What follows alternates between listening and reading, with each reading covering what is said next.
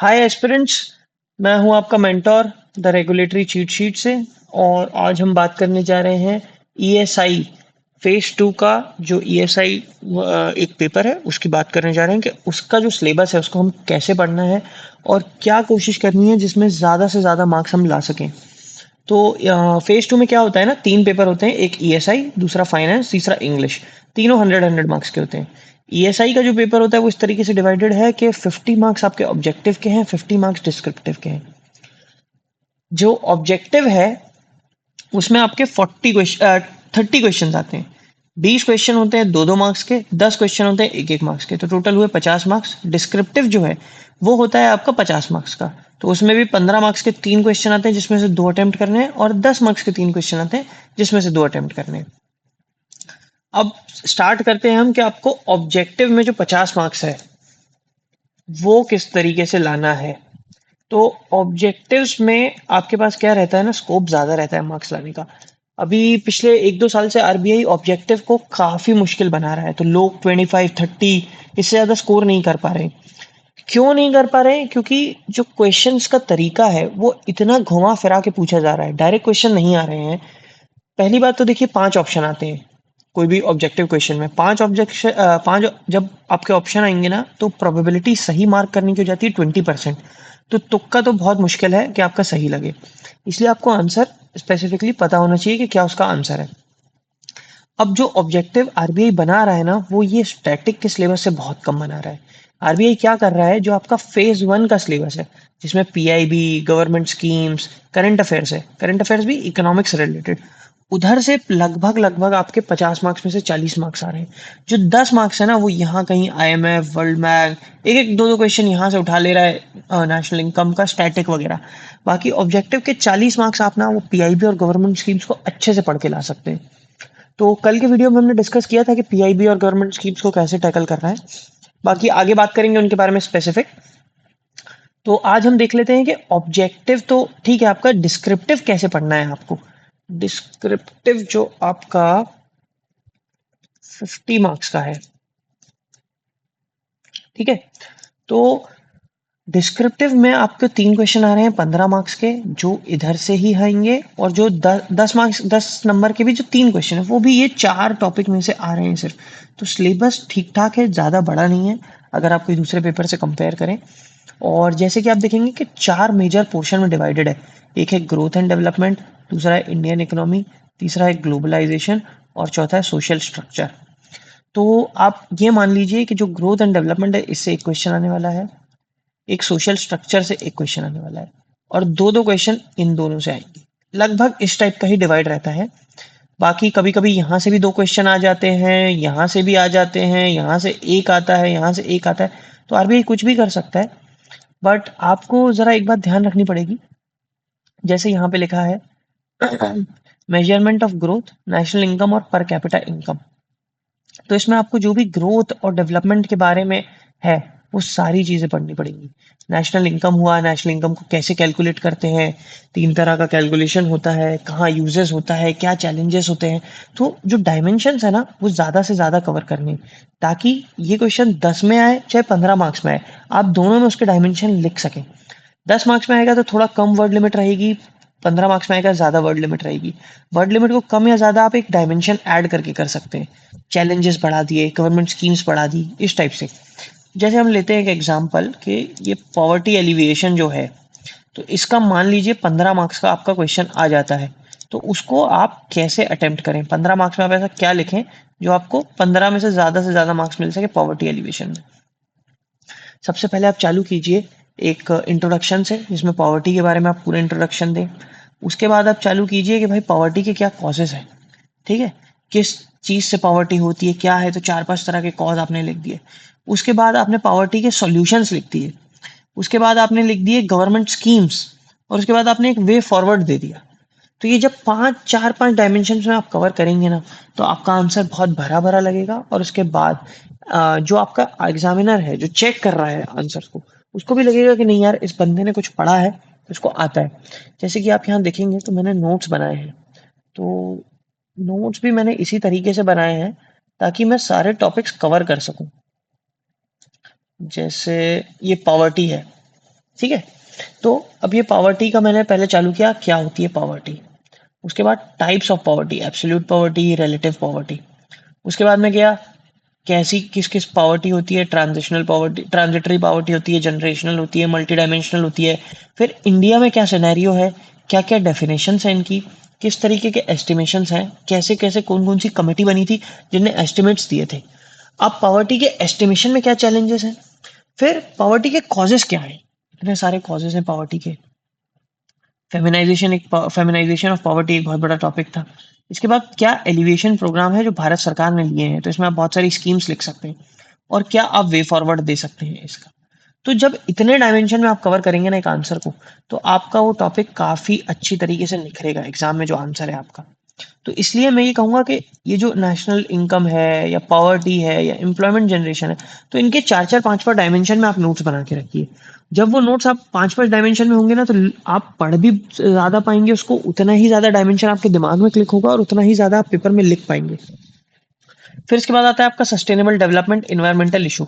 तो ये जो पांचों चीजें हैं ना, ये आपको पढ़नी कहाँ से है, इसके लिए आरबीआई ने खुद बुक्स मेंशन करके रखी है। तो इंडियन इकोनॉमी आप उमा कपिला, ये मिश्रा एंड पुरी, ग्रोथ आप Devraj Ray, sociology C N Shankar Rao, यहाँ से पढ़ सकते हैं, या फिर आप किसी भी कोचिंग का मटेरियल ले सकते हैं। अब क्या है ना, ये दोनों चीजों में ही एक ना एक इशू है। अगर आप बुक भी उठाते हैं तो बुक काफी ज्यादा डेप्थ में है, समझिए बुक, क्योंकि वो ग्रेजुएशन वाली बुक्स हैं। तो आपको इतना इन डेप्थ नहीं पढ़ना है, आपको इतना पढ़ना है कि आरबीआई में आप आंसर लिख के आ पाए, क्योंकि बहुत टेक्निकल, बहुत अंदर से क्वेश्चन आने नहीं वाला है, जनरलिस्टिक क्वेश्चंस आते हैं, जनरलिस्टिक एग्जाम है। तो कोचिंग के नोट्स में भी बहुत इन डेप्थ दिया गया है और वहां भी बहुत इन डेप्थ दिया गया है। इसके लिए या तो आप खुद के नोट्स बना लीजिए, या फिर कहीं ऐसी जगह से नोट्स खरीदिए जहां पे आपको बिल्कुल क्रिस्प नोट्स दिए जाएं, आपको बहुत ज्यादा उसको अंदर तक ना जाना पड़े, बहुत ज्यादा एडिटिंग ना करनी पड़े, और जिससे आप काफी बार उसको रिवाइज कर सकें। जितना रिवीजन करेंगे उतना एग्जाम में आपको याद ज्यादा आएगा। ठीक है।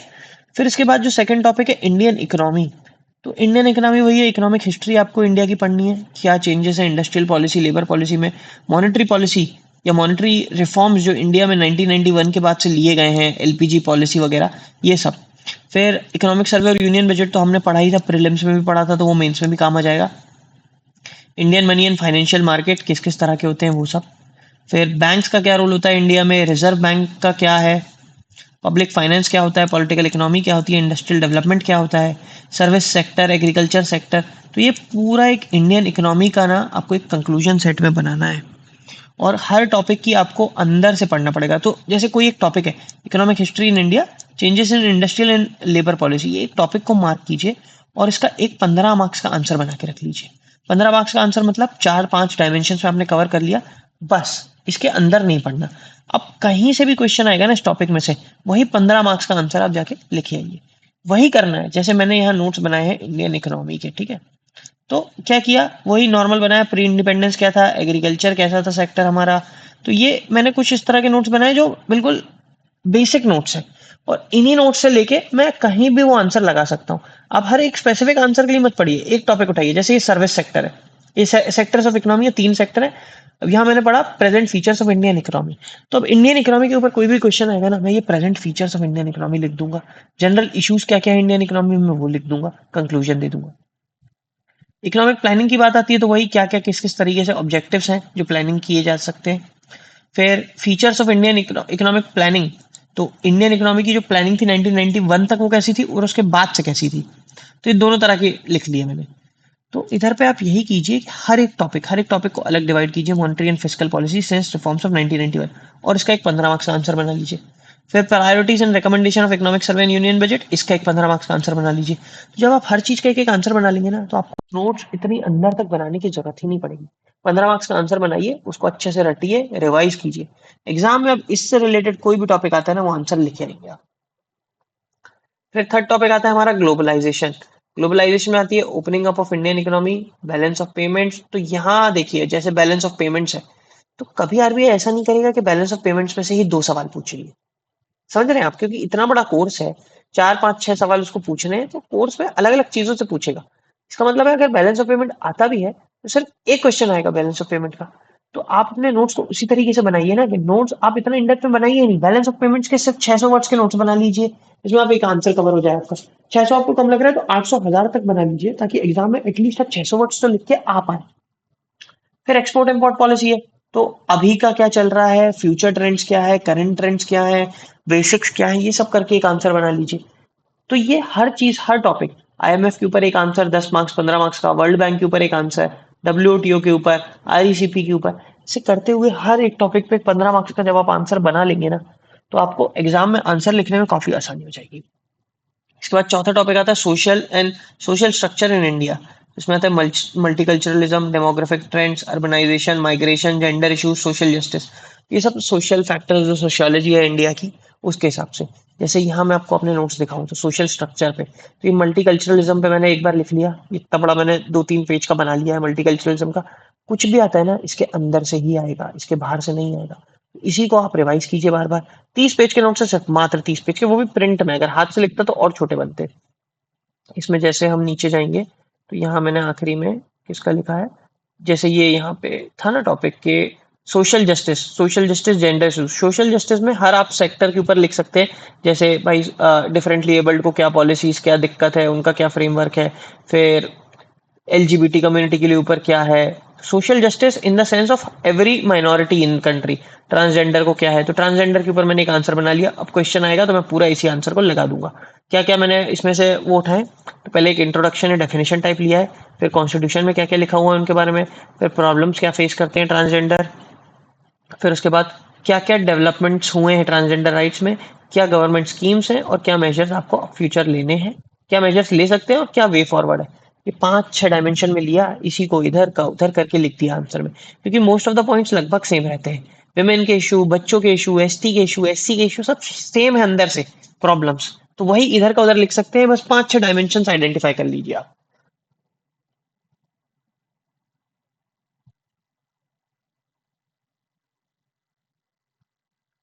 और यहाँ पे आरबीआई ने सबसे अच्छा काम क्या किया है ना, यहाँ पे खुद ही सजेस्टेड रेफरेंस मटेरियल दिया है। मोस्टली आप देखेंगे ना, तो जो आरबीआई के क्वेश्चंस आते हैं ऑब्जेक्टिव में, वो ये रिपोर्ट से आते हैं। ये जो रिपोर्ट्स है ना, world development report, economic survey of India, RBI की एनुअल रिपोर्ट, बहुत इंपॉर्टेंट है, बहुत इंपॉर्टेंट। आरबीआई की एनुअल रिपोर्ट से इतने क्वेश्चन आते हैं ना, आप क्या बताऊं मैं आपको। फिर reports on trend and progress in banking का, report on currency and finance, IMF की वर्ल्ड इकोनॉमिक आउटलुक।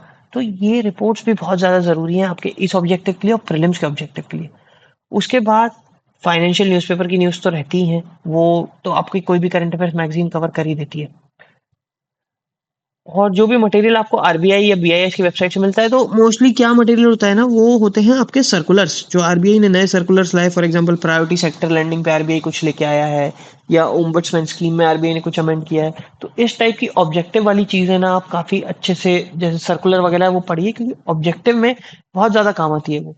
और ऑब्जेक्टिव में अगर आपके कम नंबर आए ना, तो काफी मुश्किल हो जाता है निकालना। जैसे जो फाइनेंस का ऑब्जेक्टिव होता है, फाइनेंस का पेपर है, इसका ऑब्जेक्टिव की बात कर लेते हैं। इसका 50 मार्क्स का ऑब्जेक्टिव होता है, लोग इसमें 47, 48, 49 तक ले आते हैं, क्योंकि इसका ऑब्जेक्टिव आसान होता है।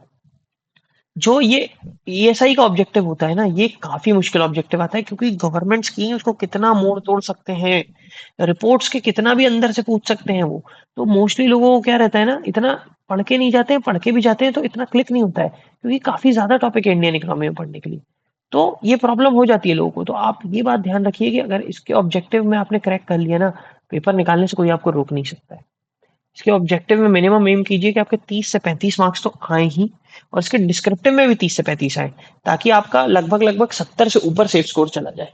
जब 70 इसमें आ जाएगा ना, तो आपका मेंस निकलना काफी हद तक आसान हो जाएगा। ठीक है, तो आगे हम बात करते हैं अगले पेपर की, जो कि आपका फाइनेंस है, नेक्स्ट वीडियो में। तब तक के लिए गुड बाय।